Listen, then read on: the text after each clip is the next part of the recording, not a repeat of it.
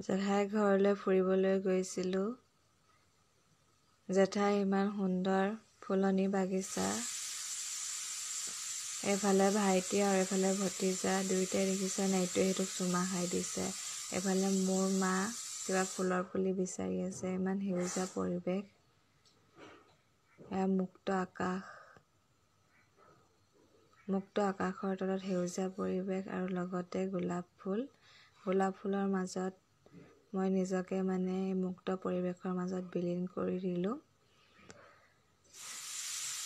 বহুত ভাল লাগিলে এই মুক্ত পৰিৱেশৰ মাজত, তাকো গোলাপ ফুলৰ মাজত।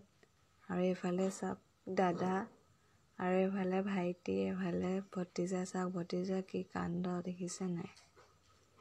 ভতিজা ইমান উৎপতীয়া ন? এফালে ভাইটিক চাওক কি কৰিছে ভতিজা চাওক। আজিলৈ ভিডিঅ'টো ইমানতে